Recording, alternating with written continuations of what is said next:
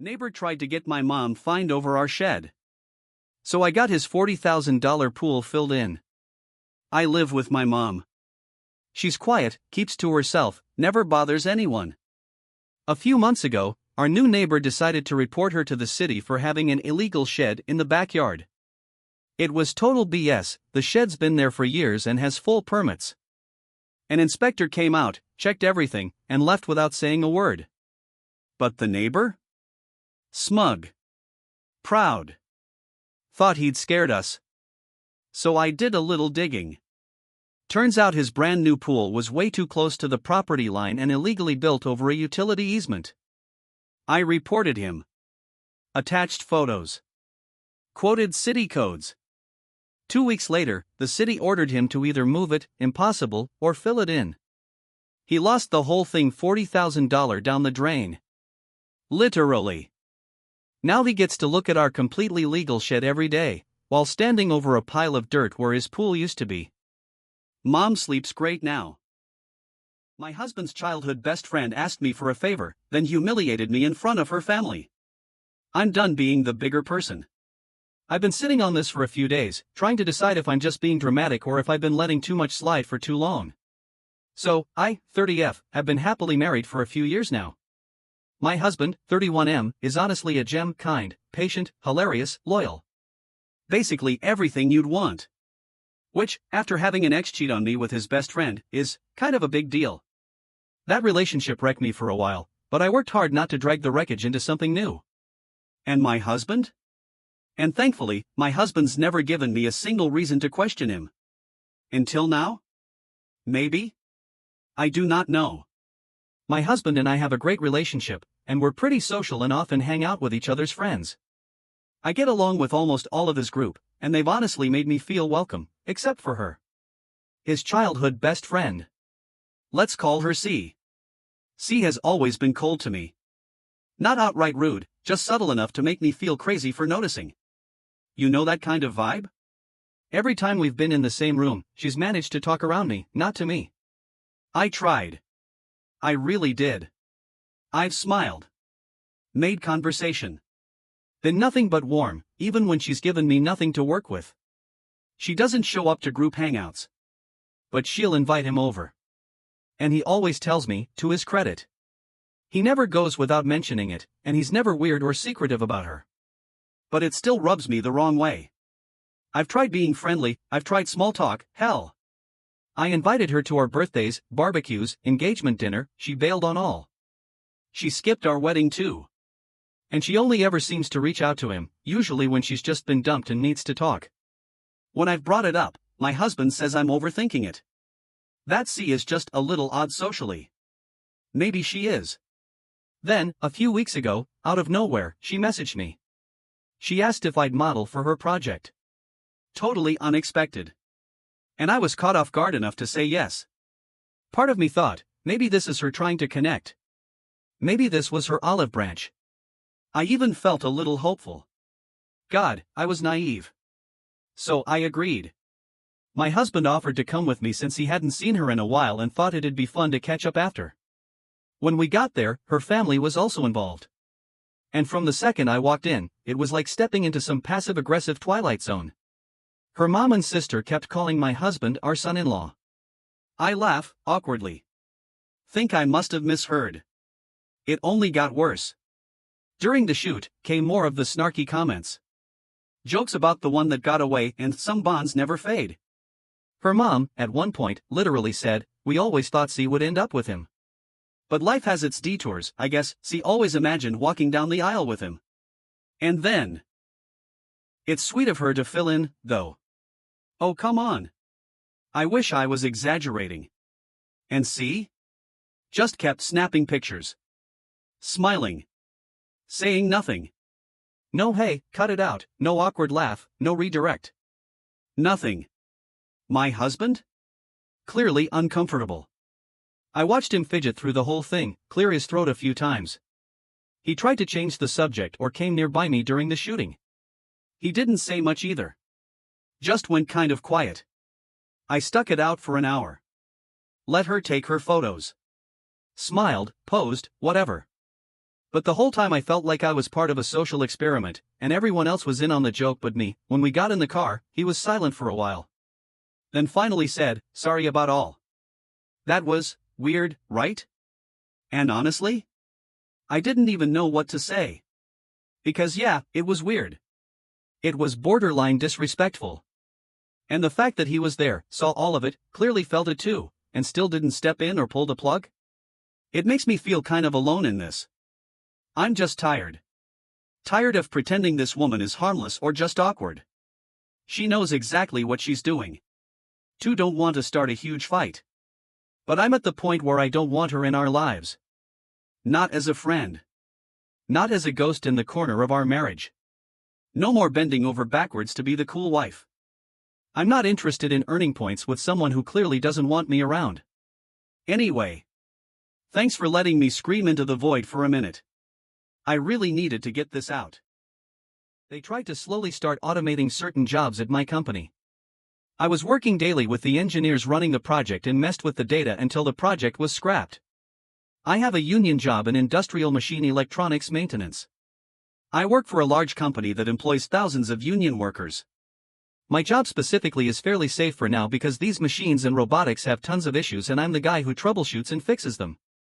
There is lots of tribal knowledge in our shop, stuff that's not in any manual, just things we know and do to make many of the machines runs correctly. Even the engineers don't know a lot of the little things we do to them. We already have lots of automation and robotics we maintain. Machines that have already cut lots of jobs in the past.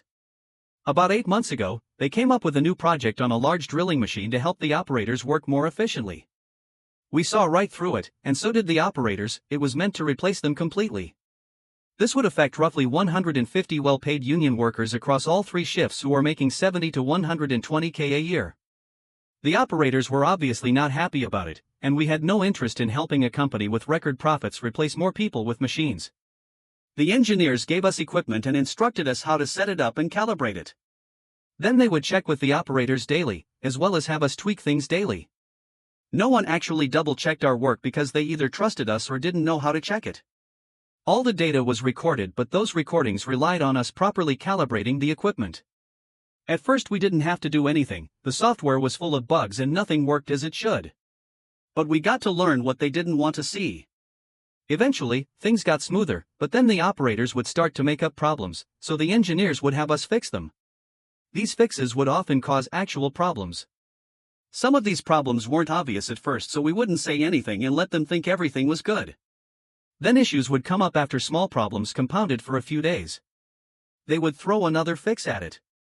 Sometimes it made it worse, sometimes it made it better.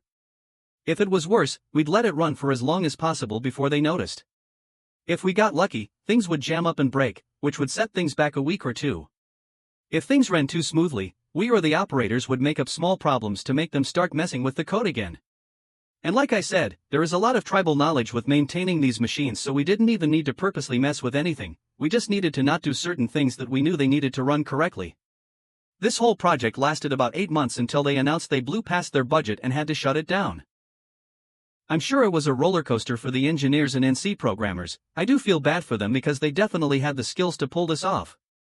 But it would have cost roughly 150 people their jobs within a year or two, and only sped up automation in other parts of the factories. I know this isn't the end of it, they're probably going to try again next year with a new budget and we'll keep doing what we did for as long as possible. Eventually they will get suspicious and start monitoring things closer. We are very careful about it because we can obviously lose our jobs over this, but for now we should be fairly safe because our repair shop is small and tight-knit. I think my wife hates me and won't admit it. This is a long read because this occurs over the course of years. We've been married for 2 years together. 8. During the initial start of our relationship, I thought I found my soulmate. We got along so easily, had the same interests and ambitions, and enjoyed the same hobbies. However, the start of our relationship didn't go without issues. I grew up in a broken childhood and made friends with the wrong group of people who were more interested in putting me down and making fun of me than actually being a good friend. She came from a loving household with caring parents who would do anything for her. These differences made me insecure and caused me to feel like I'd never be good enough for her.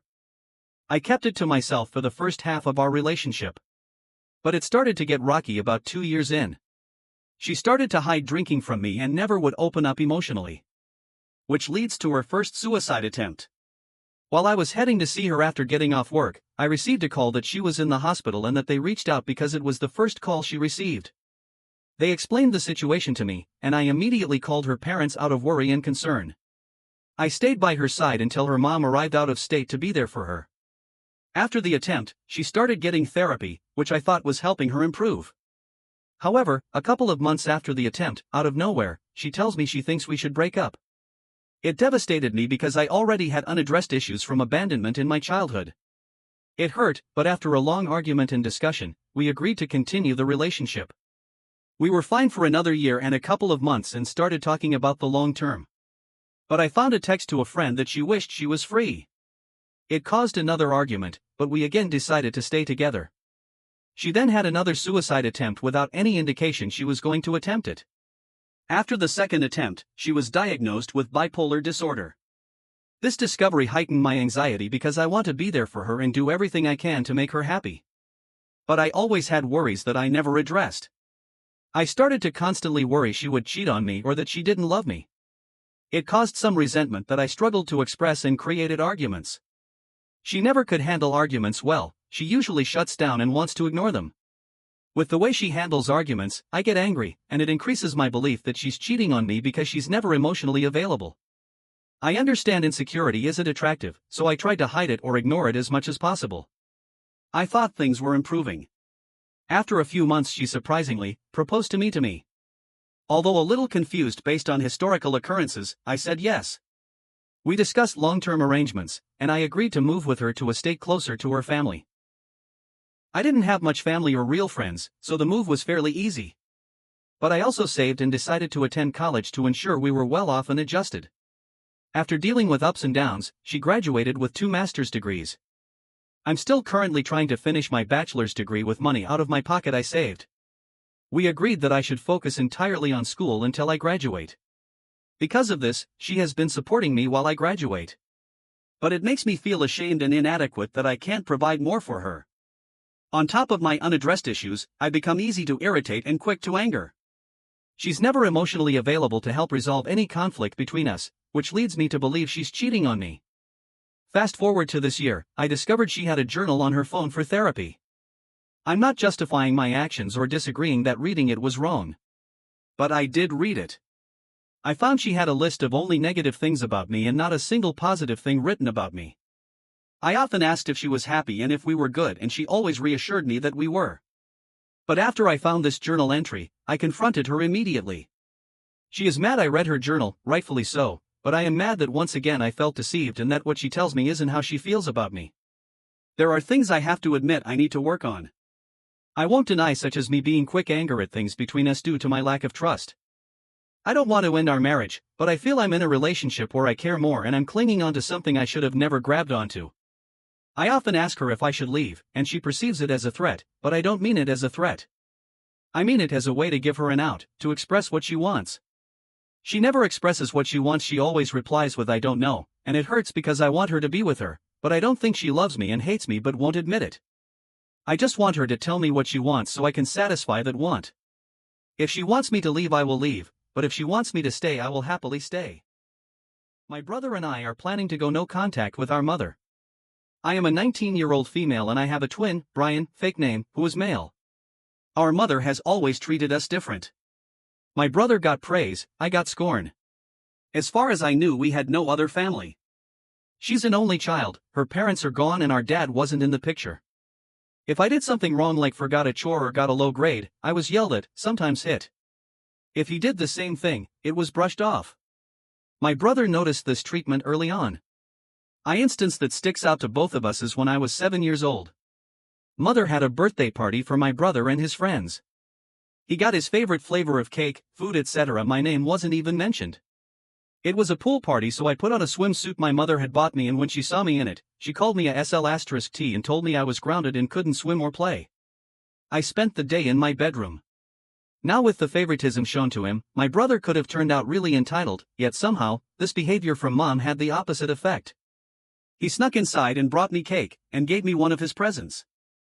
I cried and unleashed all the sadness, which I feel bad about to this day. BC, he was also a child and it wasn't/isn't his job to shoulder my pain. After that, I noticed he made an effort to make sure I was included. His friends became my friends because he refused to do anything without me.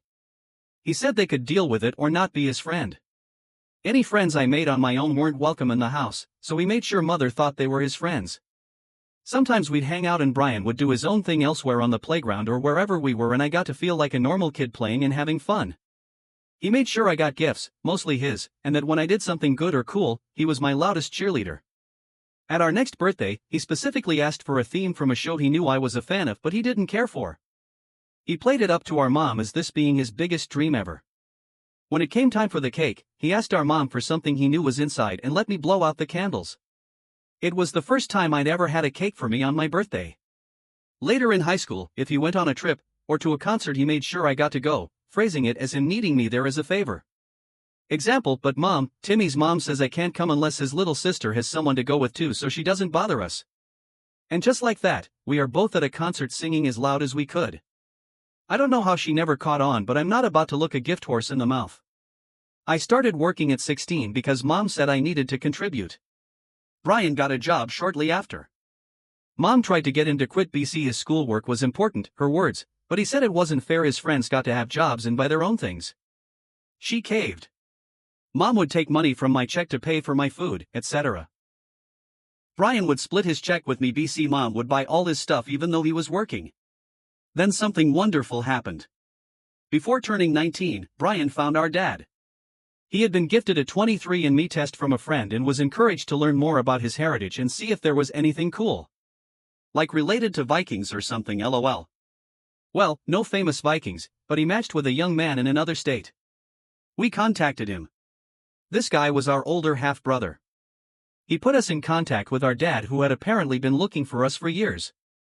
He explained he had been married, had our brother, divorced, and then had gotten together with our mother. When she found out she was pregnant, she left him after confessing she was cheating on him, saying the pregnancy probably wasn't his, and moved in with the other guy who later left her when we were about a year old. Dad pleaded with her stay and even said he'd raise us regardless of who the bio dad was. She still left. We had a meeting over Skype and our dad cried upon seeing us. Maybe I'm biased, but I swear we look like the spitting image of our dad. He apologized over and over for not finding us sooner, but that's not his fault. We also found out we had a huge family on Dad's side. He has 7 siblings and all of them have 2 to 5 kids each. Wow. I asked if he knew more about anyone on Mom's side, but he didn't know of anyone else. She had also told him she had no parents, so maybe she was telling the truth about that. Brian wants to look more and see if he can find any extended family on Mother's side at some point. Brian explained what was going on with Mom and her treatment of me and how he wanted a way out for both of us. Our dad immediately said we should come to him and our family. Wow, typing that in surreal. Our family. He lives in a different state and it took months to get everything together, especially tracking down important documents like birth certificates and such. Brian and I want to go no contact with Mother. After months of planning, everything is now set.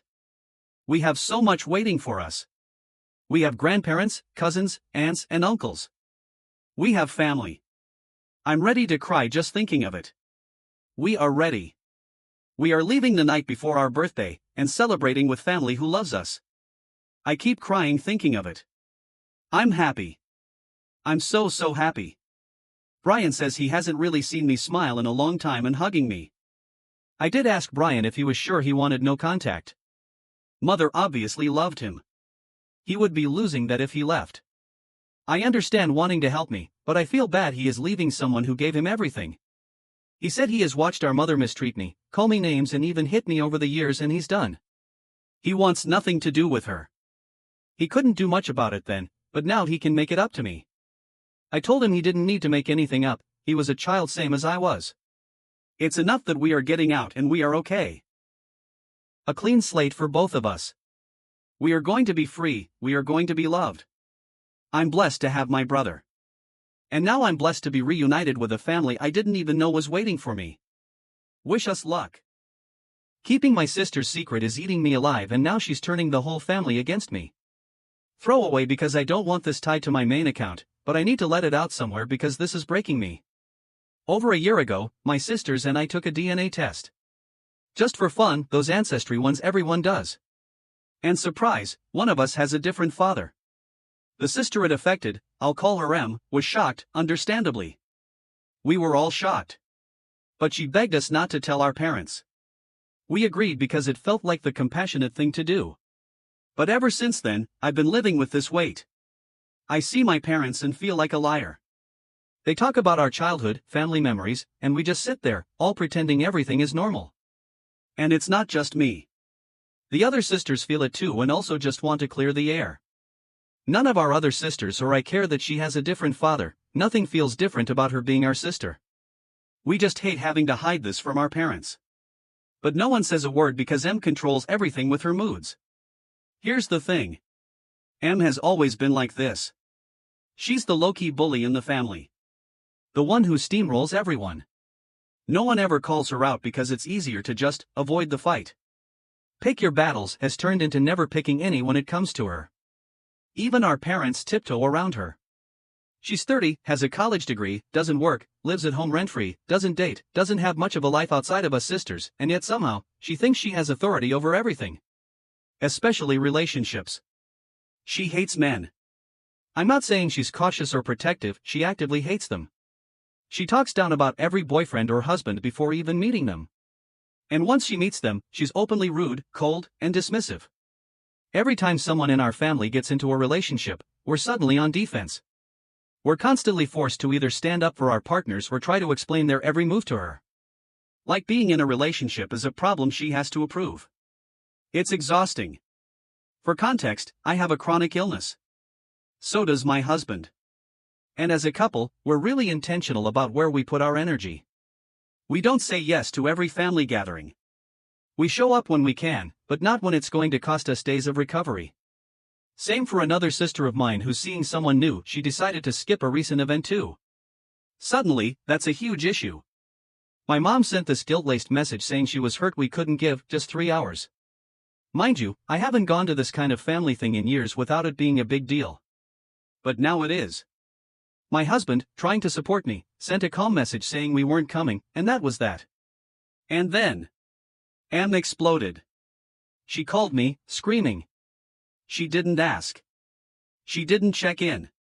She went straight into a full-blown tirade. My husband overheard and, yeah, he lost his temper. He told her to go F***ck herself. Was it mature? Maybe not. But after years of watching her bully everyone, I don't blame him. Now guess who everyone's mad at? Me. Not her, for screaming at me over a boundary. Not her, for constantly sabotaging every partner that gets close to our family. Me, because someone finally stood up to her. I've kept her secret for over a year. I've watched everyone around me walk on eggshells because she might get mad. I've held back, shut my mouth, let things slide to keep the peace. And for what? So she can flip out the second she doesn't get her way? Don't get me wrong, all of us sisters defend our partners, but it doesn't change anything. All of us sisters used to be super close. But now everything feels cracked and fragile.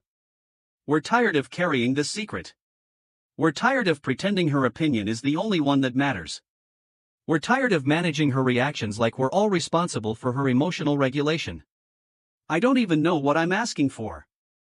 I guess just, does anyone else have a sibling like this? Someone who controls everything but somehow stays the victim? I'm sick of feeling like the villain for finally pushing back. Edit, firstly both our parents knew we were taking the DNA test. No one looked worried or upset in any way. A joke was even made about finding out the family secrets. So either they both know, both don't know, or my mom is sick of hiding and wanted it to come out. Everyone quick to call out not being angry with mom, we do not know the circumstances of my sister's conception. My mother could have been a victim or sexual assault or even having an oopsie during a partner swap with swingers, who knows. We would love to know, but until the secret either comes out or we are able to talk to her about it, we have no clue what could have happened. Hard to call judgment at this time. We aren't looking for revenge by telling the secret. It's the point that we are all very uncomfortable with keeping this secret for so long, but out of respect for her we have kept it. She doesn't have any respect for us in return. It's the point that we respect her and she walks all over us. Brother's new wife banned him from playing videos games with us, found out last night and having a hard time being happy for him today. I, 22F, am currently out of town for my older brother's, 28M, wedding, which is happening today. He's marrying a woman he's been dating for about 10 months, and they only decided to get married last month. It all happened really fast. Since he lives across the country, the only way we really hang out is by playing video games together. It's something we've done for as long as I can remember, me, him, and our younger brother, 19M. It's not like we play constantly or all night, just a couple hours here and there, nothing crazy. It's always been our way of staying connected. His now wife has made it really clear that she hates video games. From early on, she told him she didn't like him playing, and eventually told him she didn't want him playing with us at all. He tried to compromise, and for a little while, she allowed some limited gaming. But last night, the night before his wedding, he told me that she's officially put her foot down, no more games. At all. She told him they're a waste of time and he should be using that time to do more for himself. I didn't know what to say. He already knows how I feel, how we feel, our younger brother and I. But it's clear that this is her boundary, and because it's his fiancée, now wife, there's not really space for us to say anything without it seeming like we're being unsupportive. And I want to be supportive. I want to be happy for him today. But what really gets me is how much he's given up for her already. It's like he's constantly adjusting, compromising, bending to fit into her life, and she refuses to give him anything back. She won't even let him have a couple hours here and there with his siblings doing something we've always done. I'm sad that it feels like we're losing our brother to someone who doesn't seem to value the connection we have. And sad that it feels like there's no room for us anymore unless we change or just quietly back away. I don't want to make this day about me. I really don't. I want to be happy for him. But it hurts more than I thought it would, especially since he only told us last night. I don't know. Update with info, didn't expect so many comments to cover it now, I haven't gotten to speak with him yet. I intend on calling him soon. They have gotten married as of this afternoon. People are saying I may be leaving out some info, and I will say I found this out last night and needed to get it out, so I may have left some context aside. He is not hooked on games. He is very responsible with time spent on the computer and only played with us 1 to 2 times a week, a couple hours at a time. Usually Tuesday/Wed, and he made sure to call us once she was in bed as she goes to bed far earlier. Outside of that, he played with his friends every so often, but this would also affect how much time we had. I said he's changing a lot for her and she's not giving anything in return. I mean, he has changed jobs, changed his wardrobe, stopped learning a language he loves, etc. And the 2 things he asks she won't give, one is some gaming time with us. I saw someone mention that our opinion shouldn't matter in this. If this was a decision they mutually made, he'll support. It may hurt, but I will get over it if he feels that's what's best for his relationship. But being that it's something she's forcing it that originally allowed on limited terms makes no sense to me. At that he limits the time and we, our younger brother and I, make sure we never interfere with their plans. I'm struggling with how to bring this up to him without adding to the stress and frustration he's already feeling. I'm not trying to make things harder, I just hope we can find some kind of compromise that works for everyone. If it ends up being a "it is what it is" situation, then so be it. But if there's a way to meet in the middle, I'd really love that. After all, she's my sale now. If you're adopting to fill a void, please don't adopt. This isn't one of those posts where I tell you my adoptive parents meant well, because they didn't. My adoptive mom and dad adopted after infertility. Not because they'd processed that grief or were ready to take on the reality of parenting traumatized children, but because they were chasing some idealized fantasy of what adoption could be. For my mom, it was tied up in religion and romanticism. She was obsessed with Anne of Green Gables. She wanted to adopt her very own quirky little orphan who would be grateful and compliant and melt into the family like some kind of redemption arc. She didn't get that. She got me. From day one, I wasn't enough. I didn't fit her fantasy. She started writing public blogs about how hard adoption was. Compared parenting me to a game of snakes and ladders, like every difficult moment meant sliding back to square one. She said adopting was like being a long-term foster carer without the money, the respite, or the support. That's how she saw it. She wrote about how she was never maternal, didn't even want babies, and how adoption didn't turn out the way she hoped. She adopted older children to skip the baby stage as she thought it would be easier or less full-on. But the reality was the opposite, and she clearly wasn't ready for it. They called their parenting authoritarian, but the truth is, it was controlling and emotionally cold. They didn't try to understand trauma, they wanted obedience. They didn't want to connect, they wanted quiet. And when I couldn't deliver that, I got blamed for the whole household's problems. I was treated like the reason things were hard, like my trauma was the issue, not their total lack of preparation or empathy. Then I got sent to foster care. She blogged about that too. Wrote about whether or not they should take me back, saying I might undo the progress my brother had made while I was gone. Like I was some kind of contagion. She was literally weighing up whether to bring me home based on whether I'd mess things up.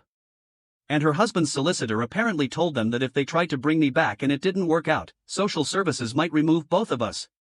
So what did they do? They left me there. Sacrificed one child to keep the other.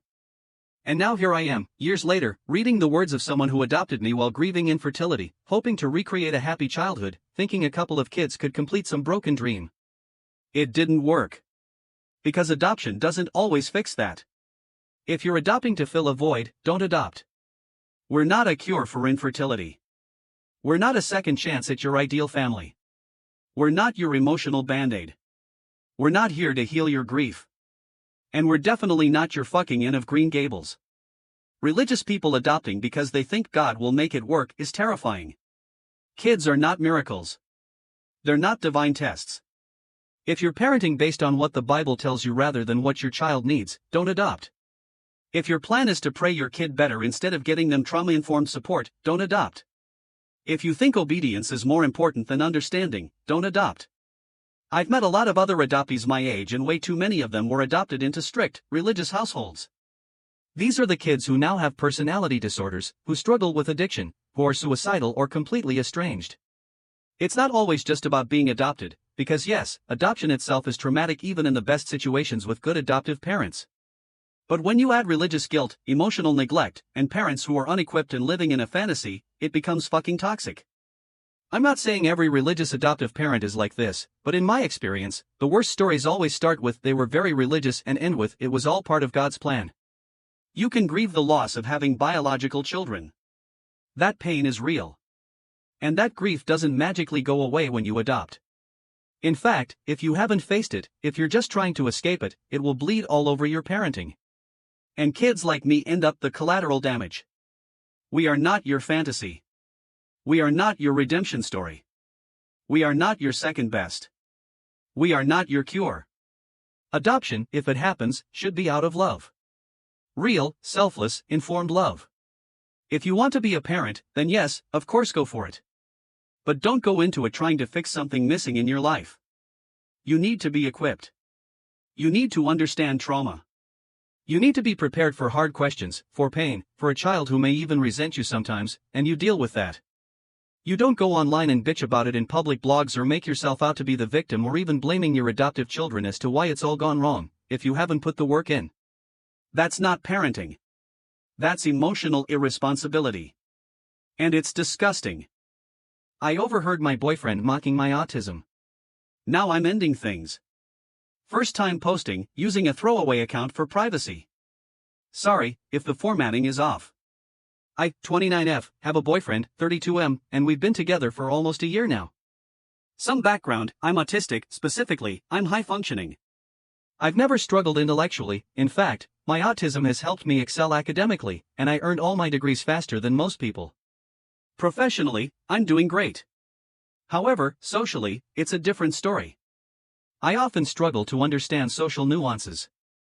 That's actually what drew me to my first degree in psychology, an attempt to understand people on a theoretical level. But even with all that knowledge, real emotional connection is still something abstract to me. I can explain attraction and relationships academically, emotional support, self-affirmation, etc., but I don't really feel it the same way others do. Because of this, my social circle has always consisted of other neurodivergent people and close colleagues. I hate having to explain myself constantly. Then about a year ago, I met Jake, fake name. He's neurotypical, and I was genuinely surprised by how easily we clicked, something that almost never happens for me with people outside the neurodivergent community. Things were great at first, we went on dates, I even willingly cut down my work hours, which had never happened before. Work has always been incredibly important to me. Jake was attentive and made a sincere effort to understand my disorder. Early on, he asked for more information, so I gave him some books, and I was touched when he actually read them. But about 3 months ago, things started to change. According to Jake, we were arguing more.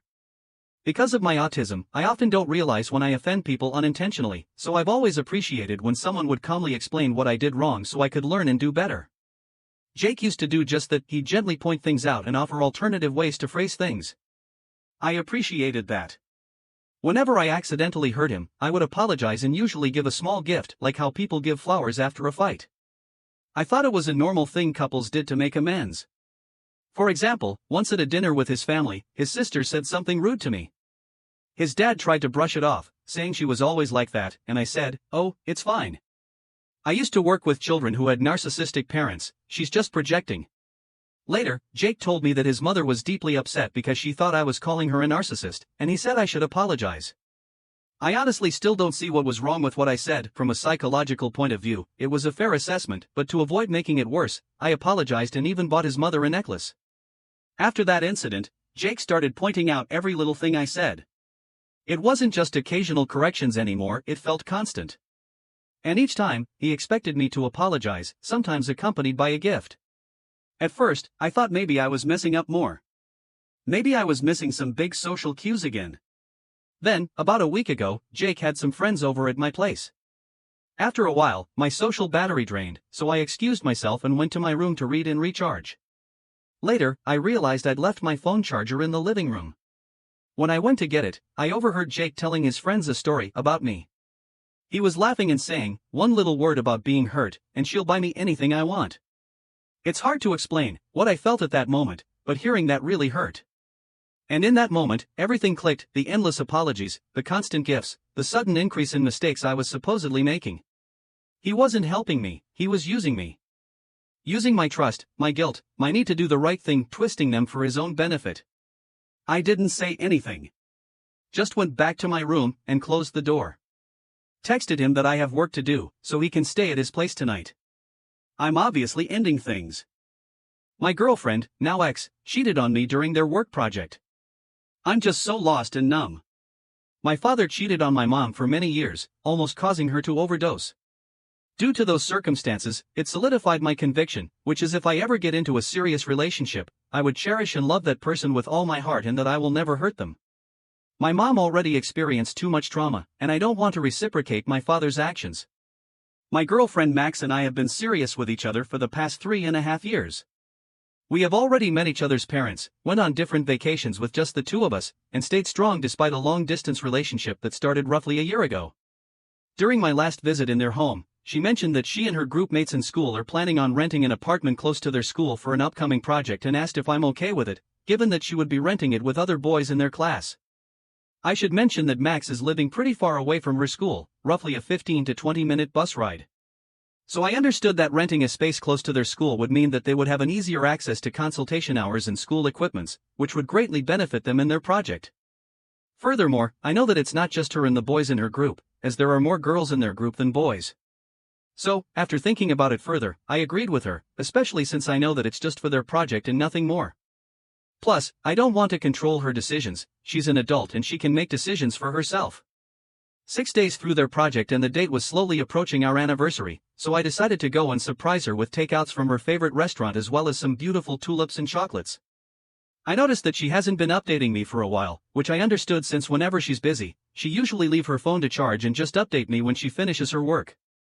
When I got to their apartment, I found it pretty suspicious that the main door is unlocked, but that no one is on the main room, both even her friends that I personally know.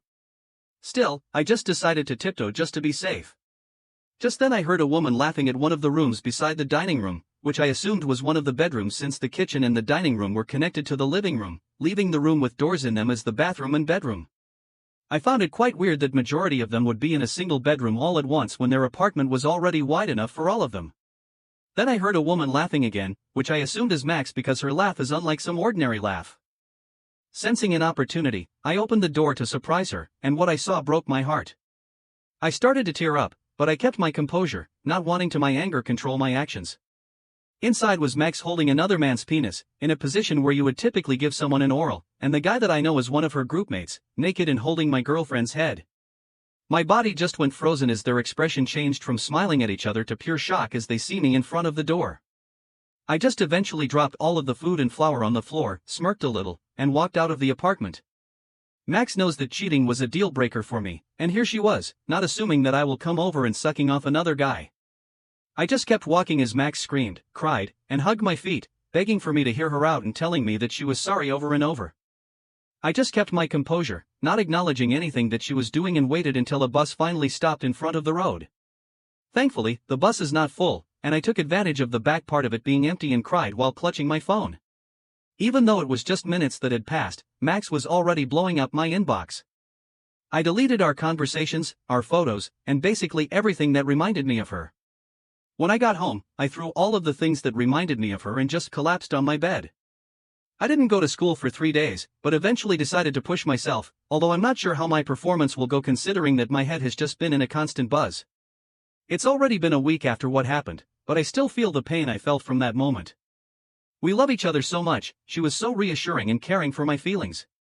I never expected that she would do something like this. I'm still crying from it all, and I feel a little bit guilty from how I acted during the time I was walking out of the house. I don't know what to do anymore. My friends and family already know about it and has been very supportive, but I seriously don't know what to do anymore. I just want the pain to go away. My husband cheated on me with my childhood best friend. Throwaway account for obvious reasons, this is way too personal and I'm not trying to get identified or doxed. My best friend I've been friends with for literally 18 years, and my husband who I've been married to for 7 years together 2 years, and we have 2 children together. I've never been this hurt before. I feel like harming myself. The pain is too much. I'm never going to get through this. I know I can't have these thoughts, I have small kids, but I already suffer from mental health issues and this is truly a lot to bear. We will call her by her nickname Cece because I'm not going to keep calling her my friend repeatedly on this post. Me and Cece are both 30 years old and my husband is 34 years old. I could tell there was an instant attraction with them. She's a very pretty girl. She has gotten mistaken for her early 20s. And I'm ugly. I've gained 50 pounds since I've met my husband. I've got wrinkles already, smile lines and forehead wrinkles. I'm just not attractive as I used to be. I regret being her friend even though she really was the only friend I had and the only good friend I had. She helped me through so much. She's given me money to help me in my struggles and she even helped me get a job. I don't know why she did this to me. I moved back to my home state, where she lives, and they start messing around. They blamed it on the alcohol and the heat of the moment. Like seriously, what are y'all 16 years old? The heat of the moment? Really? Even if that was true, then why did y'all fuck more than one time? I went through his phone and they had sex again even after I found out about it and tried to forgive him for it. He blamed it on me because I wouldn't have sex with him anymore after he cheated on me. It was really hard for me to get intimate with him after the cheating. I just wanted to cry and I felt even more bad about my body. In their messages he just keeps talking about how sexy her body is and sending photos back and forth, and it makes me even feel worse about myself. He also said after our second child I barely had sex with him. While a woman's sex drive does eventually decrease, I don't have the same drive I had when I was 21 Gs. I don't feel confident in my body anymore. I'm 5 feet 0 inches and 157 pounds, I'm trying my best to lose weight. On top of that I work and I have 2 small kids. I don't have time to be horny. We still had sex, it just wasn't as much to his liking or preference. He would literally want to have sex all day every day. We would have sex like once a month. Like that's not that bad for what we have going on. He expected crazy sex like we're in our 20s again. It's always sex, sex, sex. Like stop, I'm not attracted to that. How about you tell me I'm beautiful, take me out to a very nice restaurant and date night like you used to, spend your money on me for something nice and shiny, make me dinner, take some extra shifts with the kids. Now that turns me on. I'm communicated that with him and he says that's 2 different issues, and the issue is that I'm not giving him access to sex, as if that's the only thing I'm useful for. I don't understand the obsession with men and sex. This isn't fun for me. He has so much time to have a hard-on and I hardly get any free time, and when I do have free time I want to relax. Anyways, back to Cece. We're not friends anymore. Cece and my husband still talk, but they haven't hooked up since last month. They've had this affair for 6 months. My husband and I are still living together. It's complicated right now. I love him and hate him at the same time. I don't want to be married to him anymore. He sleeps in the guest room with my youngest. It's just very complicated with the kids and the house. Financially I'm screwed. I have met with a lawyer secretly and I'm just trying to use him financially as long as I can. I don't want to be homeless again. I don't want to struggle. I don't want to see my kids half the time, and knowing my husband, he would do everything in his power to fight for his kids out of spite. As of now I'm just staying, but not because I want to, because I have to. I made my bed and now I have to lie on it. Whatever TF the saying is. I ended my relationship with my childhood best friend because his brother was dating my girlfriend. This is a throwaway account because God forbid this ever gets back to me. I am currently a 24-year-old male. This entire soap opera went down when I was 18. Before I continue, some context is required. Me and my best friend were inseparable since we were kids, despite the fact we lived a town away from each other. Outside of our bi-weekly playdates where my mom would drive the 15 minutes to the next town, our main source of bonding was through online video games. We used to wake up a couple hours before school started just to play games together. We were always there for each other. When I was in middle school, my mom and dad divorced, and a couple years later my mom started dating my best friend's dad, who had recently separated with his wife. This was a bag of mixed feelings because I feel like everyone's dream is for your best friend to be your family, but my family also was very volatile, so I didn't want it to ruin anything. A year or so later they get married and my best friend, his dad, my now stepdad, and his brother, my now stepbrother, come to live with us. This move, I would say, was the beginning of the end of it all. That brings us to my final year of high school. I'm so sorry, but one more thing. This is the more darker period of my life. I was struggling with depression, abandonment issues, and was angry at the world and my family for the unhealthy dose of trauma that was inflicted on me during my childhood. I would like to preface this by saying that at this time in my life, I was not a good person. I took my hate out on others. I know the damage I caused and have so far spent the entirety of my adulthood changing that and healing the damage that I caused where I can. So, final semester of high school. At this moment in time I had given up completely. I was blowing off school, very aware that I was going to flunk out of high school. There was this girl in my class, who I will refer to as X.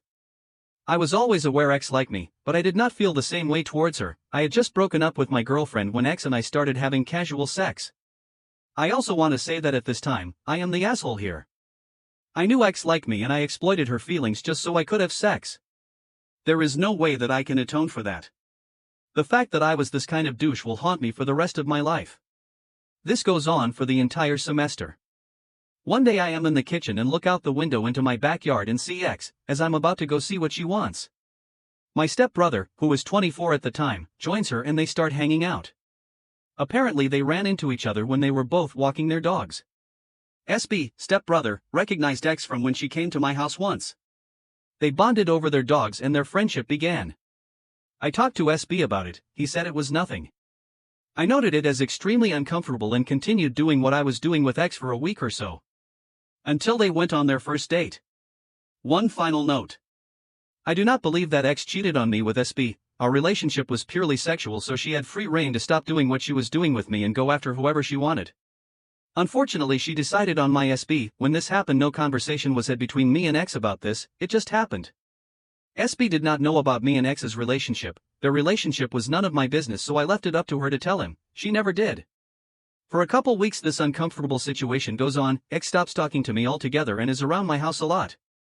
By a lot I mean she's there right as school ends and as late as 2 in the morning. As the weeks go on I become more and more uncomfortable, and one night, I step over a line and ask both of them about their relationship. The next morning SB comes into my room and politely tells me that their relationship is none of my business and that probing about it was uncool. Which is fair. So I turned to a mutual friend of X's and mine and confided in her that having X around until 2 in the morning makes me uncomfortable. I was also worried that she didn't tell SB about our past, which seemed like something he should have known. Unfortunately, this conversation did not stay between us, and X found out I was uncomfortable with SB and hers relationship, to which she told SB that. When I get home that day, SB is waiting for me. He proceeds to yell at me about keeping my nose out of his business and curses me out in front of my 12-year-old sister. At this point, all hell breaks loose.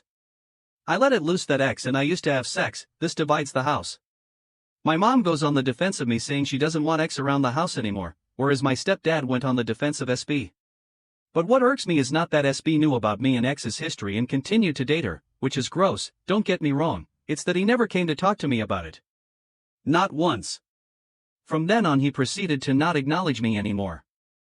To this day I still don't think we've actually talked once. And all in the middle of this was my best friend. Because he was my only friend, I would constantly complain to him about how much SB was in the wrong. I would call him names and say what he was doing was disgusting. But it seems his brother was doing the same thing. I know now that this was wrong. I put him in a place where he felt like he had to choose between me and his brother, but I was too fueled by hate to see this was killing him. It finally crescendoed when my stepdad came to me and told me what I was doing, and the pain I was causing him. My best friend was backed into a corner, told from both sides to pick between us. We had been drifting away since the marriage. We were growing into different people, not the same kids we were. So, I did what SB didn't. I talked to him about it, about us and our friendship. And I offered him a way out. I apologized for what I said about his brother and told him that we could just be stepbrothers instead of friends. He agreed. X and SB continued to date. Certain rules were established saying that she wasn't allowed to stay overnight. It was the most my mom could do, which I appreciated. Since then it was the cold shoulder from SB and my best friend. I don't think we ever really talked to each other again. SB hated me. He hated that I was in the way of his relationship, that because of me he couldn't spend the night with her. I would hear them leaving the house late at night, sometimes as late as 4 a.m., complaining how stupid it was that she couldn't stay. My new home was my bedroom. I hardly ever came out until SB and X moved out together a year later. I just didn't feel safe anymore. It's 7 years later now. The family never fully healed. No one ever really talked about it. SB and X dated for about 3 years before they broke up. My best friend and SB avoid me like the plague during the holidays. My stepdad tried his best to be neutral, but I've always felt like he resented me a little too. I was the villain in this story and I know that I am the asshole for many different reasons. I truly wish I did so much different. I'm giving full custody to my husband. I'm done. My husband won't stop cheating on me. Recently I found out that cheating went all the way back to when he got me pregnant and he stopped cheating for a while and then he recently started having online affairs. And now he's paying for Women's of. He forgot my birthday last week and I saw that instead he was tipping Women's of instead of buying me a gift or anything. We have a 3-year-old that I didn't really want in the first place, but I got pressured by my husband and my family to have kids because it's my job as a woman to be a baby maker and a housemaid. It's insane that men want children so bad but they hardly contribute other than another paycheck. They do fucking nothing yet want a huge family. How can you beg for a child so much and hardly changed a single diaper since birth? Hardly contribute to the household at all. Never pick up an extra baby shift. Only ever help out and babysit when yelled at and nagged at a million times. Come straight home from work to have a beer and relax, but when I come home from work I want to relax too, but I can't because I am expected to be the default parent, personal chef, and housekeeper. All they want to do is have sex and do nothing all day while a woman does everything for them. I'm not asking for advice, I don't want it. I've been seeing a lawyer and I'm only taking their advice on the next steps. I'm not changing my mind. No one here is certainly changing my mind. I've always felt this way, it's not out of the blue. I'm letting everyone here know not to waste their time because I'm not reading any comments with unsolicited advice. I'm just gonna stop reading the comment. I just need a safe place to vent and that's all. I know the process is going to be a roller coaster, but I've been feeling like this since day one. It's not a decision I've made easily overnight. This is the hardest thing I've ever had to do and I've been through a lot in my life. Please don't spam the comments with PPD. I don't have that anymore, I just simply don't want to be a mom and unfortunately, we find that out after we have kids sometimes. I don't hate my child, I just don't love him enough to stay in a miserable marriage and a miserable life with a child for the rest of my life. My life changed for the worst after having a child. I want my life back. I don't care if I even have to pay child support. I make significantly less and my husband is a high income earner, so my attorney will work with me to get that waived. My husband is very prideful and he wouldn't accept money from me anyways and wouldn't push child support on me. I hate being a mom. I hate being a wife. I hate this life that everyone pressured me into thinking I would find joyful. I hate spending time with children. I'm tired of the screaming and tantrums. I hate participating in children and mom events. I hate being around other moms and kids. I enjoy nothing about being a mother. I feel like I wasted 3.5 years of my life on being a mother. The only sense of relief I get is when I drop him off to daycare. I get a feeling of sadness when I have to pick him up from daycare. I know it's not fair to my child who was only one innocent in all of this. I was pressured by society, my husband, and my own family to have this baby and how I will love this life after I have this baby and just to do it and give it time. They said it would be different when you have your own child. It just didn't work out that way. Oh, I wish it did. It feels awful feeling like this. And yes, I'm already in therapy. I've been in therapy for 7 years, and yes, I'm also in therapy for my issues on motherhood and marriage counseling. Our marriage counseling has been trying to make our marriage work, but it's not working, and I'm leaving both of them. I'm waiving my parental rights and giving full custody to my husband. I know once he has to do everything by himself, he will do a better job raising him than I would. My husband raised his younger brother practically himself at one point. He's just been pampered all his life by his mother, so he thinks it's okay and just normal for a woman to be raising kids, working full-time, and taking care of the house inside and out. Women are only useful for raising kids, sex, cooking, and cleaning. I don't care what anyone says. Men do this exact thing all the time and no one bats an eye since it's normalized, and you just hardly will ever see the same situation reversed in genders. I don't want advice once again, just a safe place to get this off my chest and vent anonymously since no one in real life knows my plans yet. I'm trying to keep things low-key as I just started seeing an attorney. It might be a small thing, but knowing to have my family's support is one of the best feelings. Not an English speaker. I don't know if this is the right place for something like this, but I will try. The relationship with me and my family zoo, like I love to call them, have always been good, and I have always been proud of it.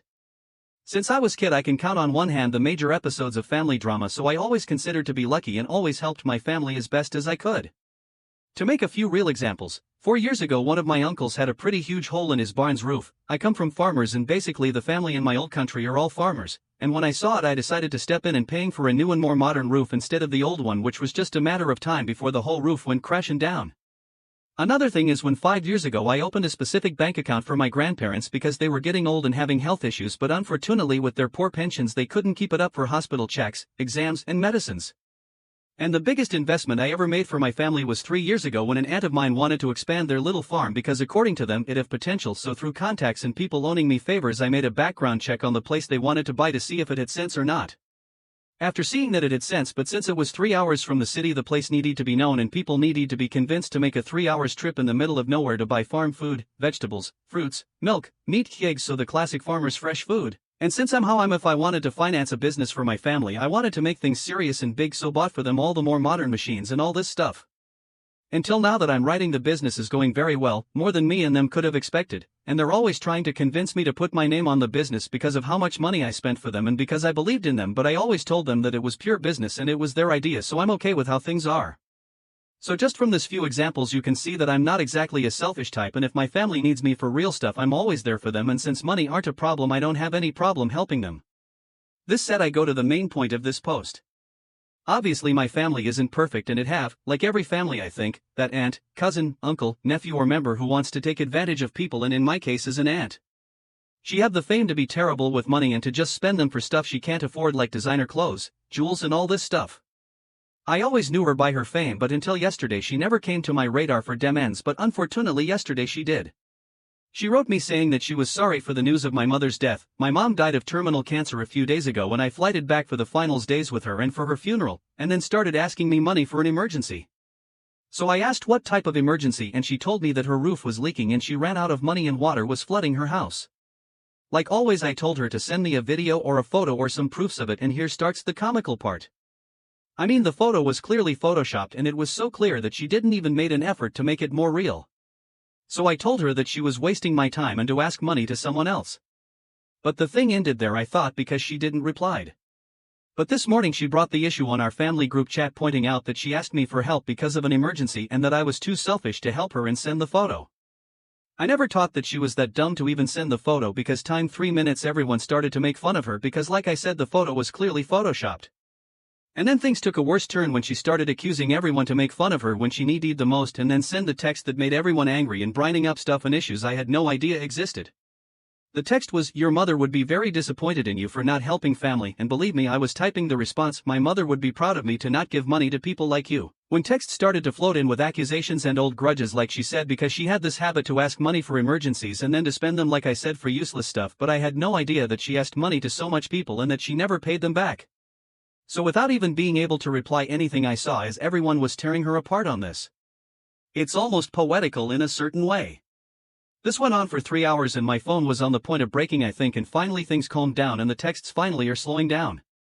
But what caught me off guard the most were the side texts with people of my family texting me to ignore her because it was an old scheme of hers, so it wasn't worthy of my time.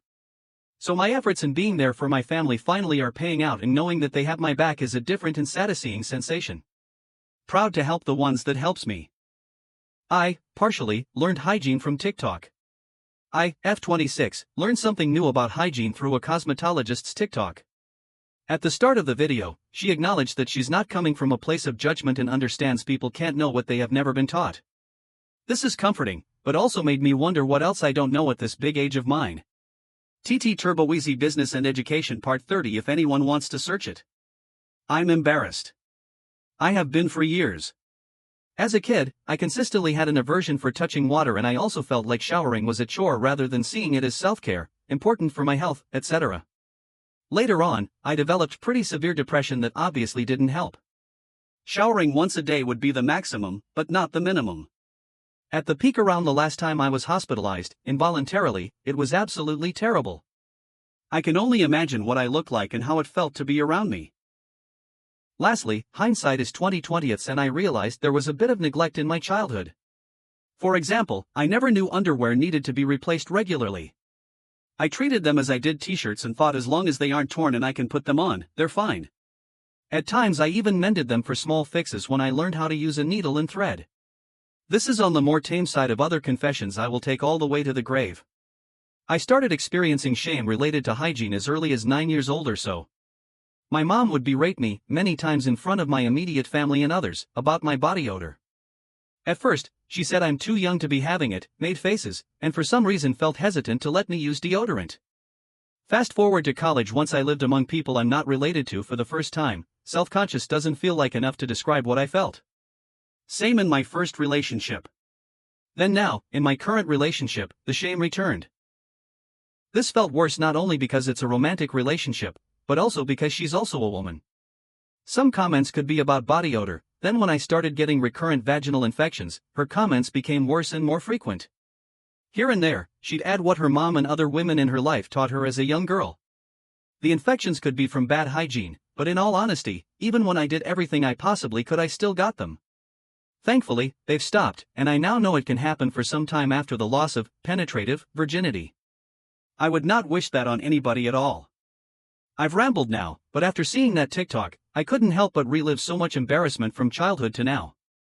I didn't have someone to tell me very much about hygiene practices and methods, the reasons it's important, signs to look out for, etc. Since I left for college after high school, I've been Googling, making more doctor's appointments than is probably necessary, requesting more lab tests than is definitely necessary, and teaching myself. I've cried to more doctors than I can admit. If I have kids, I will do everything in my power to make sure they're prepared with the information they need and know why they need it. I'm ashamed of how long it has taken me to get to certain knowledge or habits. If you're around someone who seems like they could put more effort into their hygiene and you decide to approach a conversation about it, approach it with compassion. You never know what they don't know, what they don't realize, and what they have been through. I'm prepared to be made fun of under this post if anyone reads it, but I needed to let it all out. My wife's brother manipulated us into co-buying a house so he could secretly move in with his girlfriend and baby. I need to get this out. About a year ago, my wife's brother persuaded us to co-buy a house with him in a remote village in Taiwan.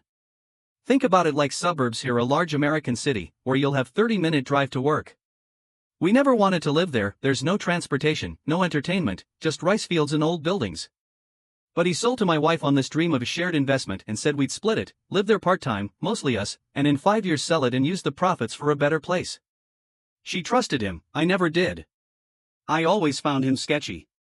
I'm European and have lived in Taiwan for over 12 years. My wife is Taiwanese. So we poured most of our savings into this house construction. Meanwhile, he kept most of his cash tied up in another property from their grandfather he was renovating to rent out. Here's the kicker. From the beginning, he knew he was going to move in there full-time with his girlfriend and their secret, sick, child. At the beginning, I rejected this offer, since I didn't want to share a house with him at all. He lied directly to my face. When I asked him about her and whether they were planning a family, he said maybe she'll visit sometimes. No mention of a child that he already had on the way at that time. Fast forward to now, the house is nearly done. At a family gathering, he shows up with his girlfriend and an 8-month-old baby. Nobody know about existence of this baby before, can you imagine that? When I asked his girlfriend who the child was, she said it was from someone else. Obvious lying, like WTF? He was hiding the child from everyone all this time, just so we can buy him a house? Really? Later, when my wife called her mom to ask if it's really his child, he was sitting right there and laughed, saying, "Why not ask him yourself? You'll be neighbors soon anyway." Like it was some kind of joke. My wife cried and left the family group chat. Her mom's response? "It's your decision if you want to live with them, but I'll help pay for the house no matter what." No concern that her son scammed his own sister and brother-in-law. Just blind support because now she has a grandchild and what else am I supposed to do kind of attitude. What really kills me is how calculated this all was. He knew what he was doing, kept us in the dark until we were locked in. Now we're stuck with a house in the middle of nowhere and I can't even stand to be in the same room as him.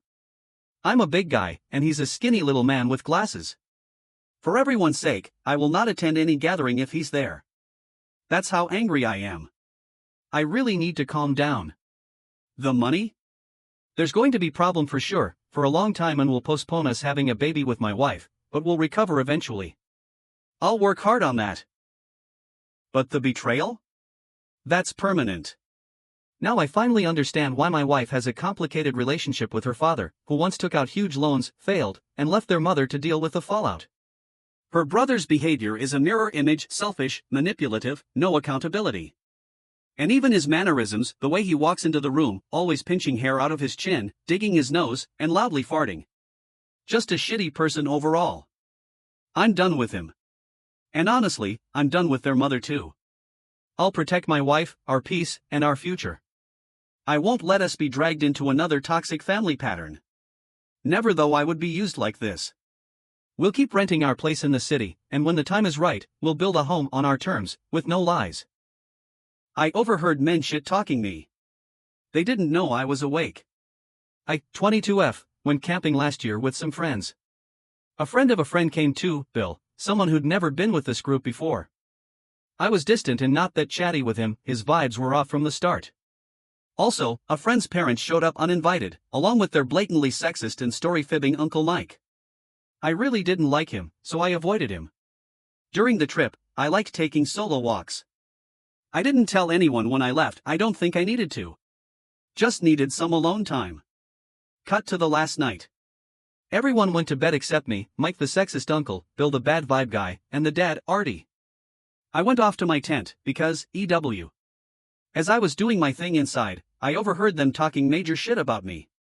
Stuff like, "She sure is confident wearing that," I was literally in a tank top and shorts, and comments about my weight. They said I needed to fix my hair even though it was just up in braids? What's there to fix? Mike, the uncle, said I had a nice ass, which is not a win. They even accused me of attention-seeking because I whittled a stick. I always do that while camping. They complained that I kept leaving the group, even though Bill was constantly leaving the group to hang out with the Mike and Artie, not his friend. So how am I any different? But after all the shit talking, they had the awkward revelation that I was still up and heard the whole fucking thing. The next day they acted like nothing happened, of course. But they knew. I knew. I was polite, but I didn't forget. Bill even tried to steal my power bank, which I had loaned him the night before. When I asked for it back, he pulled it out of his bag. If I hadn't said anything, I bet he'd have kept it. Fucking dick. I knew their vibes were off. Glad to know I was right. A little while ago, I saw Artie again while picking something up from the friend's house. We made eye contact and I could tell he remembered. He knew I knew what he said about me. He usually doesn't make eye contact, but this time he did. I don't even know what look I gave him, but I held that motherfucking eye contact. Sometimes I replay the moment they realized I was awake. The slight panic in their voices. I'm glad I kept my light on. Glad I sat in a spot where my silhouette was visible. I'm glad they knew I heard. I hope they feel guilt. I hope they feel shame. But I didn't feel powerful then. I felt fear. Fear I've never felt before. I was paranoid that Bill was going to come into my tent. I'd heard him say something about going to talk to her, and the other two told him not to, that it was not worth it. That sentence stuck in my head. I was already uneasy about how close he set up his tent to mine. It felt off from the start. I think that's why I kept my distance from him. He put it unreasonably close. That night, I stayed up until I was sure he was asleep. I held my keys in my fist and didn't make a sound. That's the part that sits with me. The fear, what if he tried to come in? I'm strong, but would I be strong enough? Would anyone wake if I screamed? Maybe it was weed-induced paranoia, but based on what I heard, it felt like a probable scenario. It was even sketchier because he walked past my tent a few times. And I'm pretty good at recognizing sounds and what direction they come from. At one point, he walked right near the front. He was probably just going to the bushes to pee, but it scared me. I resisted the urge to hold the zipper shut. I stayed completely still. Just listened. Waited. It was an awful night. I hate that it still lingers. That I replay their words. That I replay the fear. I hate that I can't talk about it out loud because I know I'll break down. I hate that they even came on that trip. 2 out of the 3 weren't even invited, and their presence just poisoned everything. My boyfriend cheated on me and I feel so defeated because of everything I've lost. This was hard to write, to please forgive me for typos or grammatical errors. I am 25, have been with my boyfriend M25 for 9 years. He was the center of my world. We started dating in our sophomore year of high school over the summer break leading to it. We met each other's parents within the first 2 weeks of dating. Lost our virginities to each other on the night of homecoming and went to the same college. We were also roommates through college.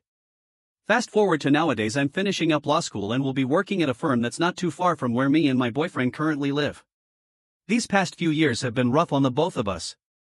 About 2 years ago, my boyfriend got fired from his job in PR at a large firm. He was lucky to get the job in the first place, however he messed it up by getting into a nasty verbal altercation with his supervisor in which he ended up throwing a vase at him.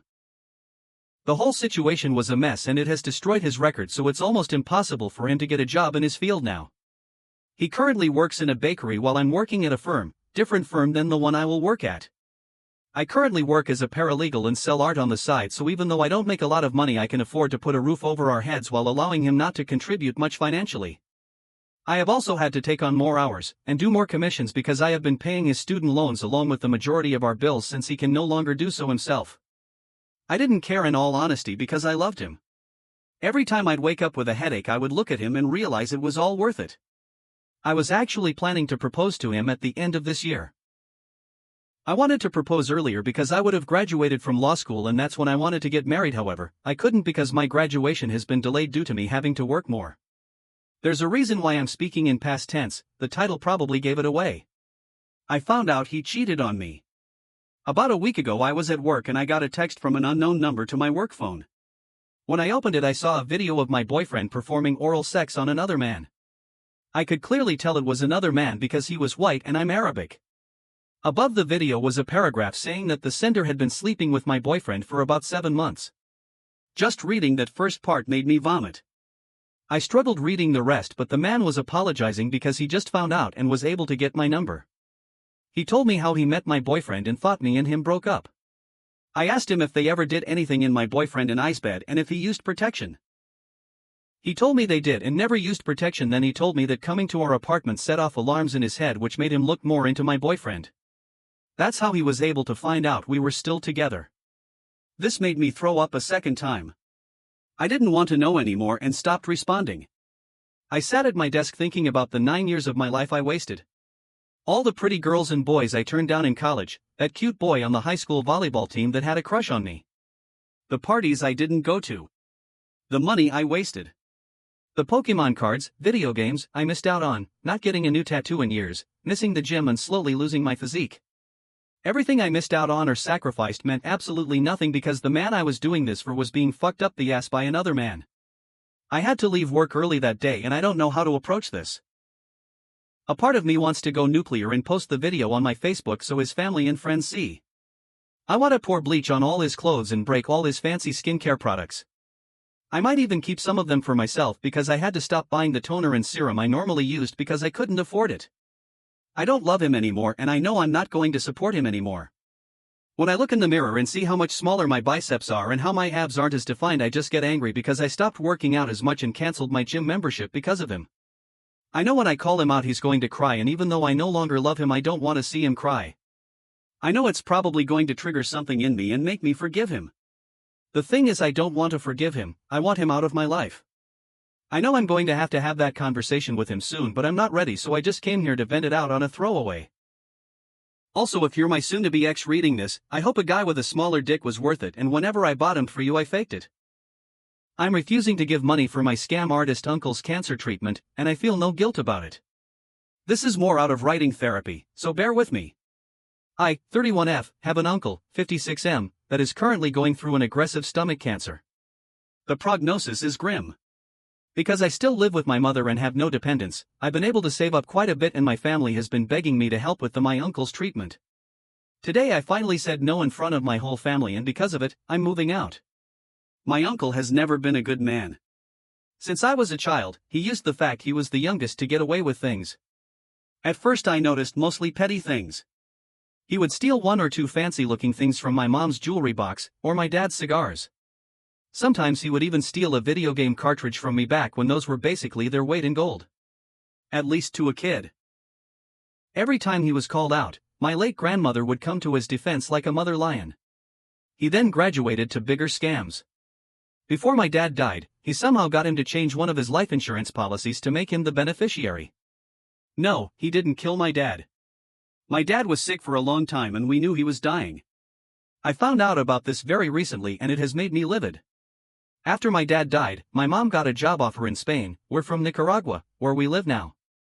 She was planning to pass her successful company to an employee that had been her right-hand man for years. I remember him and he absolutely deserved it. My grandmother pressured her to give the business to my uncle. It wasn't even 2 years before the business went bankrupt. My mom also, in her infinite naive nature when it comes to her brother, trusted him to sell the house we lived in and the car she had. The agreement was he would get a percentage on the sales. Nothing was signed, this was just a verbal agreement between them. She gave him the deed and keys. We never saw a penny. And the last insult he did to me directly was stealing my inheritance. My grandmother left me her condo. I have no intentions of returning to Nicaragua. My time there is over. So I was planning to sell it. I was 18 when this happened, so my experience dealing with home sales and lawyers was zero. He used that to convince me to give him power of attorney.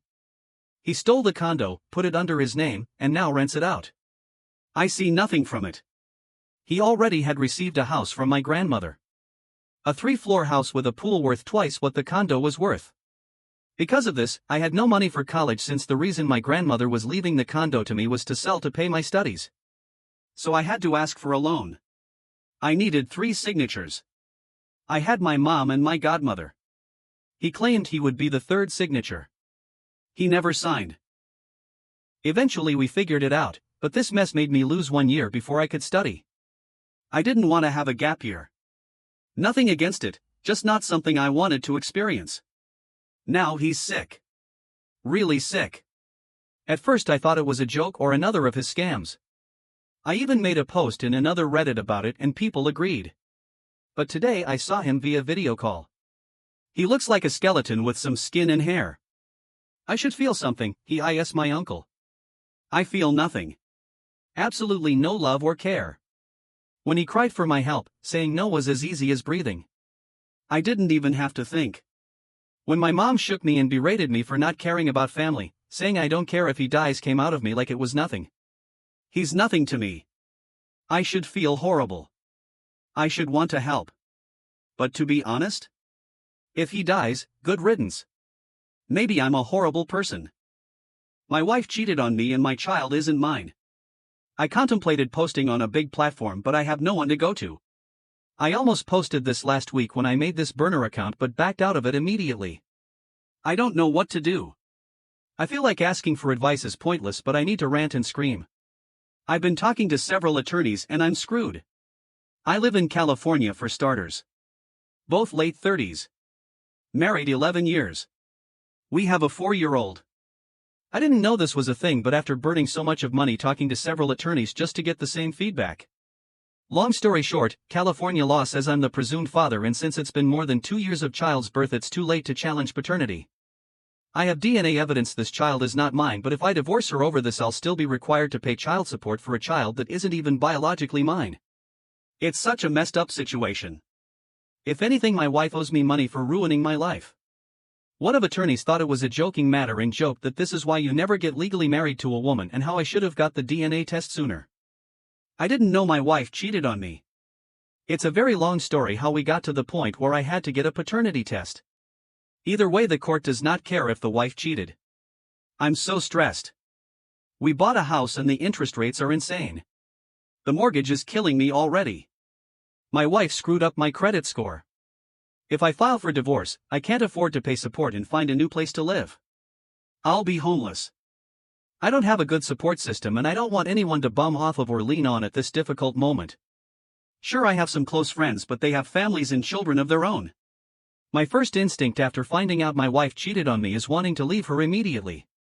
I can't ever be with a woman who cheated on me. It's a slap on the face to stay with a woman that cheated on you. It's the worst thing she could ever do. I hate her.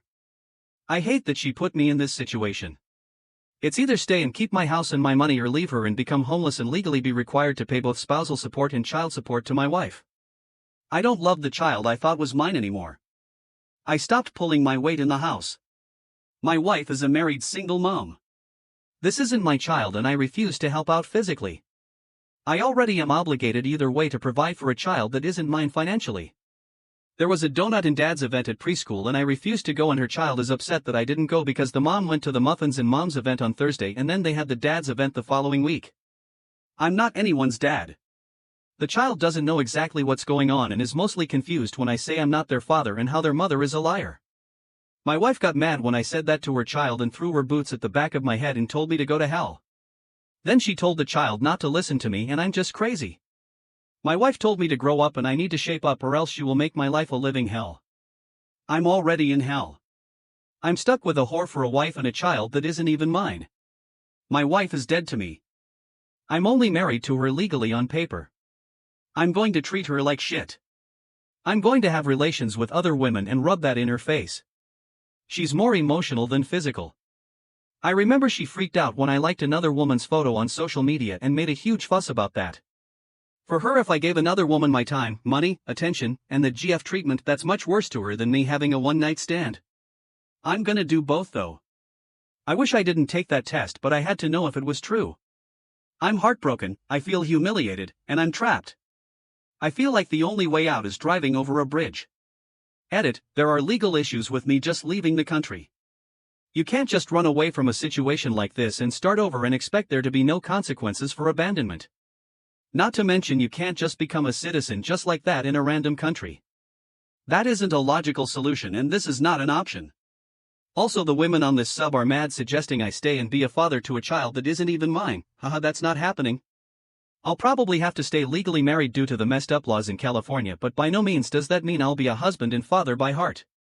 My sister-in-law keeps finding ways to make my big moments about her. What she did at my baby shower felt like the last straw. I, 32F, really need to get this off my chest because I feel like I'm constantly questioning my own sanity. My husband, Mark, 33M, is truly a wonderful guy, and we're expecting our first baby, a girl, in a couple of months. It should be such a happy time, but his sister, Chloe, 30F, has this way of, well, making things difficult. It's like a pattern. Whenever there's an event that's important to me or us, something happens with Chloe that shifts the focus or just casts a shadow. It's always framed as an accident, or her being forgetful or clumsy, and if I ever seem upset, I'm made to feel like I'm being overly sensitive. Mark tends to give her the benefit of the doubt, saying she's just a bit ditzy or doesn't mean any harm. And I've tried, I really have, to believe that. For example, at our engagement party, she tripped and spilled a dark drink all over the light-colored dress I was wearing.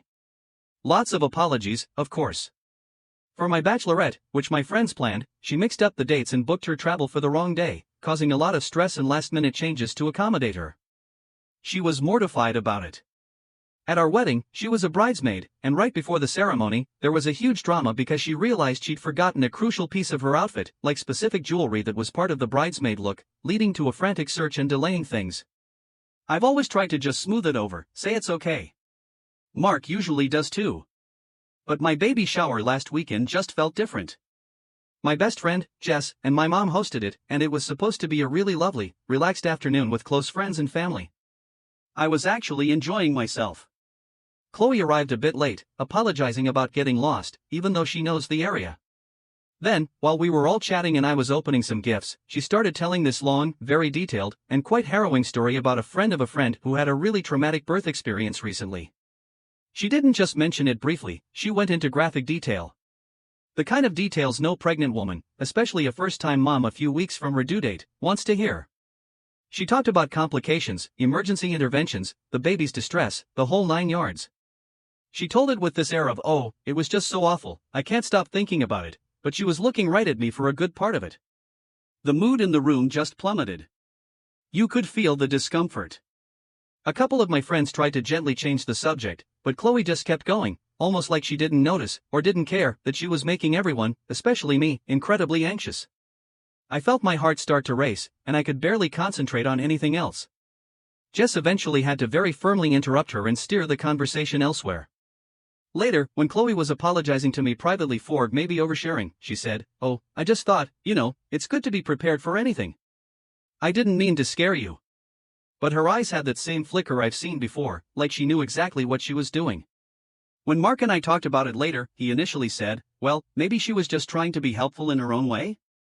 You know Chloe, she doesn't always think things through. And that's when I just felt so defeated. I asked him, Mark, how is telling a pregnant woman terrifying birth stories at her own baby shower helpful? How is that anything but incredibly insensitive and thoughtless, at best? He did concede it was bad timing and poorly judged, but I still don't think he fully gets the pattern of her behavior. It's not one big, obvious thing. It's this constant drip, drip, drip of accidents and thoughtless comments that always seem to happen when I'm supposed to be happy or celebrating something. The story at the shower wasn't as overtly sabotage-y as a wrongly named blanket, but it was just as effective at ruining the moment and planting a seed of fear and anxiety right when I'm at my most vulnerable. I'm just so tired of it. I'm tired of having to brace myself for what she might do next. I haven't said anything more to Chloe, but I can't just keep pretending this is normal or acceptable. I don't want this kind of energy around me or my baby. It's not about wanting a fight, it's about wanting some peace and respect, especially now. This latest incident has really made me feel like I need to draw a line. Leaving band was the best decision I made, but my director won't let it go. I haven't had the opportunity to talk to anyone about this apart from my mom, who seemed to brush it off, but it's been weighing on my mind for days. A little bit of context, I'm a 16-year-old girl in high school who was part of her high school band. Cool, right? No. I had an epiphany this year during a performance outside of school that I worked really hard for during the fall semester. It was funny because as I looked at all the students playing alongside me with their giddy attitudes, I suddenly realized I truly hate this. And no, I'm not someone who hates people having joy, I simply didn't like the environment. I was in a place full of passionate band students. I felt like an imposter almost. Mind you, I've had several moments like this in my own school band, when I had felt like I wasn't really a part of the group. During many of our marching band competitions, I would constantly be staring at my phone, silently praying for time to exhaust so I could go home. Meanwhile, everyone else seems like they're having so much fun and making great memories. I remember at one of our marching showcase, the one would decide if we would make state or not. We placed 15th out of like 20 bands, which is a terrible score. I mean, if you were to make state, you would have had to be top 3 at least. The point is, I saw many of my bandmates sobbing, genuinely devastated, and me? I was just thinking, yes. The season is over. No more marching band. On the bus back home, everyone was quiet and I could still hear some faint sobs from seniors and whatnot. That's when it hit me again. I truly hate this. I don't belong here.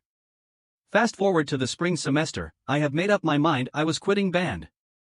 Once I had made this decision, it felt like everything in my life now made sense. I had this sort of mental clarity that I hadn't experienced in my life ever before. It felt really good. However, I still kept going about my similar band routine.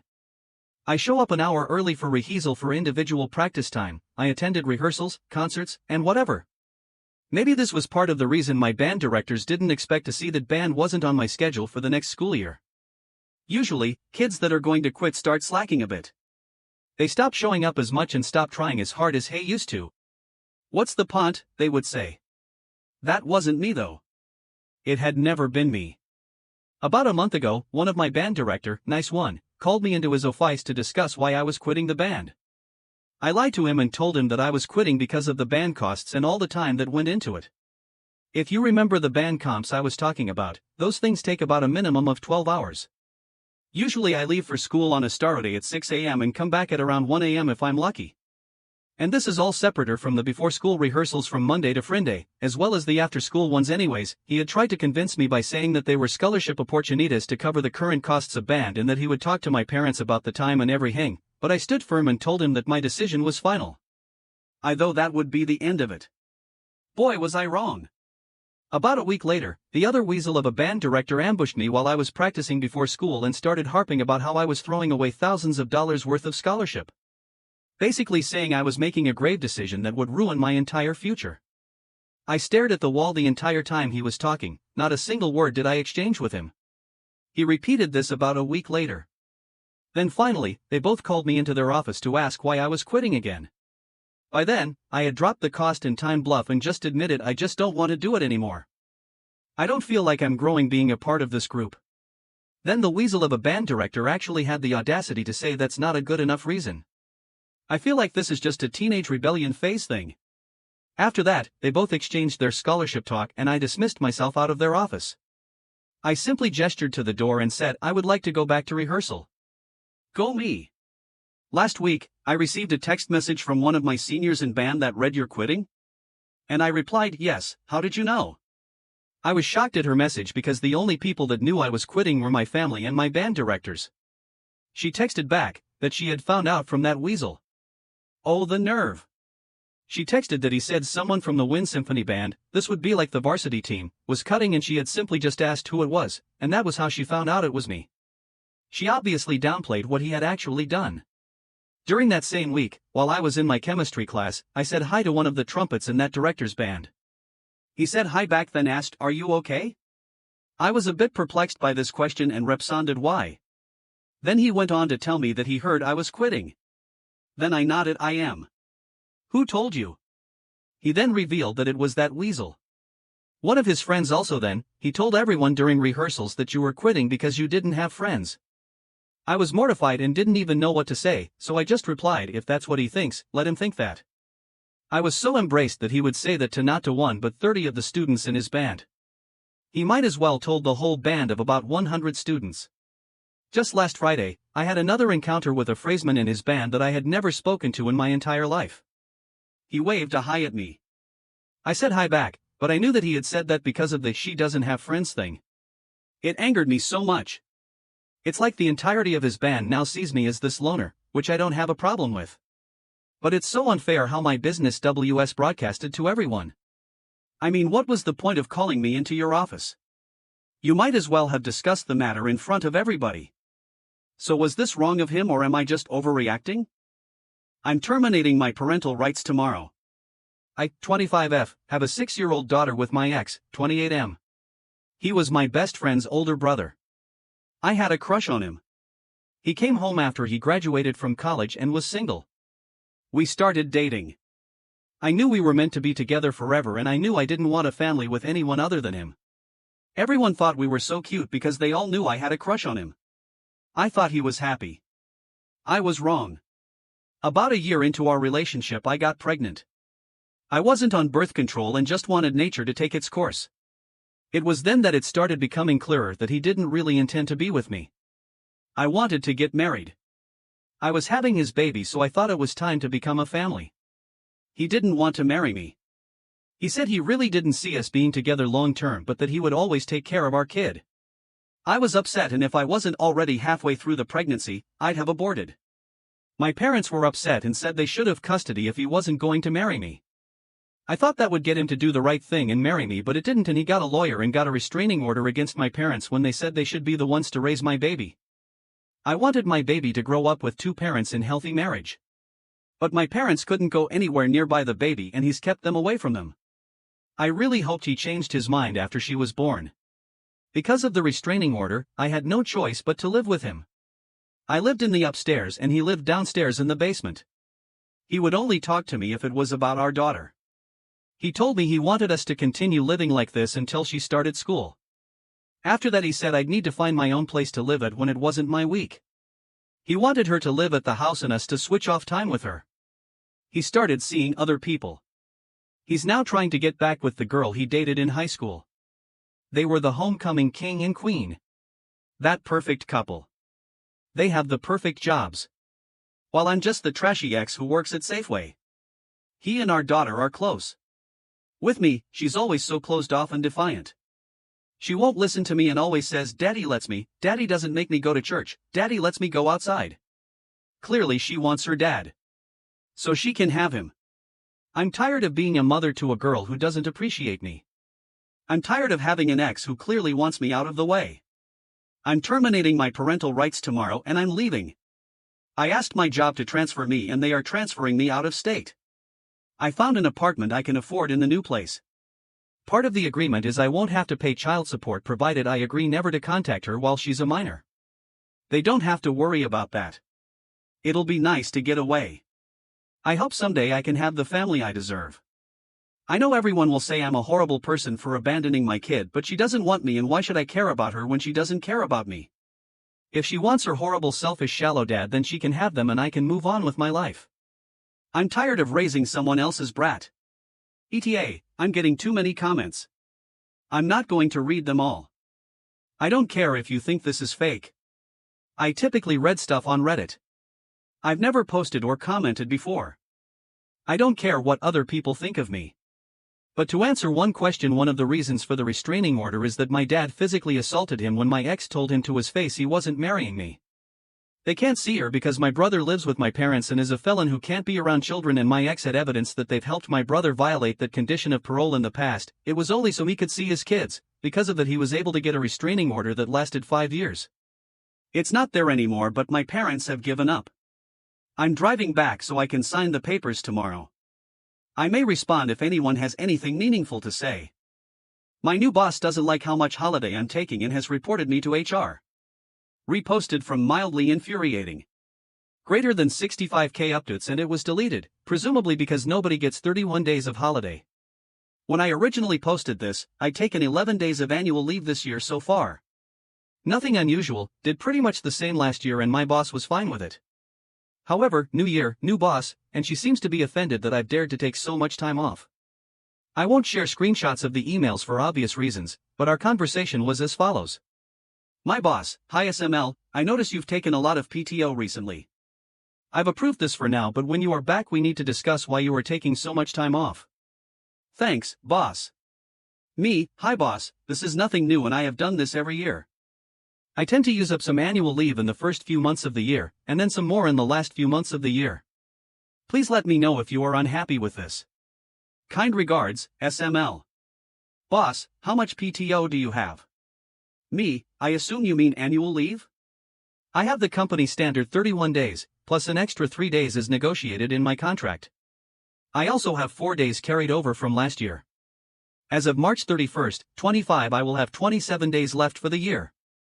I plan on taking 11 days in August, 8 days in December, and the remaining 8 days as and when needed. Boss, that seems excessive, we don't have that much PTO so I'm unsure where your numbers are coming from. I have referred this to HR because I think this isn't right. Me, okay, fine. I was due to come back on Wednesday, please put me on leave for the rest of this week. If HR agree my holiday terms are correct, I expect the extra 3 days to be gratis. Boss, I don't know what you mean but fine, I'll see you on Monday morning. I then spoke to HR, we had a polite conversation, as when I joined this company we negotiated a salary match but an extra 3 days of holiday. HR were pretty unimpressed that they were going to be getting a report, and told me SML, enjoy the week off. Wish I had a boss who'd give me free holiday like that. The boss herself is located overseas and has absolutely no idea about employee rights. When I spoke to my colleagues, letting them know I'd be off for the rest of the week, one of them told me that the same boss also referred a friend of hers to HR because she wanted to take her full 52 weeks of maternity leave in one go. Again, apparently that wasn't acceptable, to which HR said nope, she's good to go, see you in a year. Bring baby photos. Edit update, the 3 gratis days weren't best explained. I cut that out of my original post to save space, but I realize it doesn't make sense without the extra paragraph. I had told my boss to expect me to take an extra 3 days of annual leave, but I confirmed during my time off. This was agreed well before the situation in my topic. However, having been bothered multiple times during my time off, i.e. off work, off the radar, were allowed to switch off from work when on annual leave, having been disturbed with missed work calls, emails, WhatsApps, and Teams messages, I pushed a bit to get a few extra days off. Worst case scenario, they'd come out of my annual leave. Best case scenario, they'd be free. We're now coming up to halfway through the year and I'm just finishing a week off in May. I've got 22 days left for the rest of the year. 19 days taken so far. The 3 extra days were given for free and this boss has been avoiding me, not sure why. I'm exhausted, and now I feel like I'm the villain in my own home. I'm 34M, a self-taught, self-employed programmer. I built an ERP system for small and medium businesses from the ground up. Never went to college until last year, when I decided to enroll in a bachelor's program. It wasn't easy. I'm a father to a 5-year-old, and adding school to the mix took away even more of the time I already didn't have. But I did it because I thought it would be good for all of us in the long run. Earlier this year, work got brutal. New tax laws came in, and I had to work day and night to make my software compliant. I was exhausted, missing sleep, meals, and moments with my kid. I kept telling myself it was just a rough patch, that it would pass, and that I was doing all of it for my family. Then, a few weeks ago, my wife, 30F, exploded on me. She said I was suffocating her. That I was holding her back from her dreams. She wants to get a master's degree, she's a teacher. That I hadn't done anything to support her. That gutted me. I didn't even know what to say. I pay all our bills. Her paycheck barely covers her own expenses, and I often help her out when she overspends. She buys herself and our daughter new things all the time while I wear the same old stuff. I haven't indulged in anything for myself in ages. I thought I was doing the right thing. I thought she'd be proud of me. I used to be proud of myself. But now all I feel is broken. It's been weeks, and I can't stop thinking about what she said. I feel like everything I've done just doesn't matter. I'm tired. I feel alone. And I don't know how to fix this. P.S. I'm not a native English speaker. I used some AI to beautify my writing, sorry for that. Edit, just to give some context about our daily routine. My wife usually wakes up around 6 a.m. since she starts work at 7:30. Although she has a degree in math, she currently works at a daycare for young children. I usually get up around 8 a.m. and make breakfast for myself and our daughter. Around 9:30 a.m., my mother-in-law arrives to watch our daughter, and I head off to work.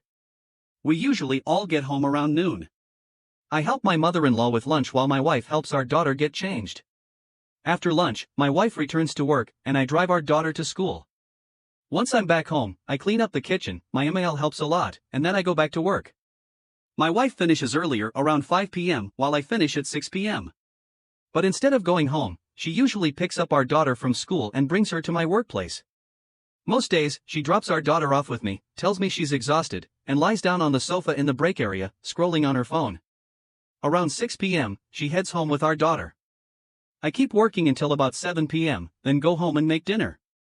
My wife doesn't enjoy cooking, so I usually handle that. She does the dishes afterward. We spend a little time together until 10 p.m., when she and our daughter go to sleep. I then return to work and usually stay up until 2 a.m. And that's pretty much every day. Edit 2, it's been a month since she said those things. Since then, my workload has only increased. I'm drowning in responsibilities trying to keep my business afloat.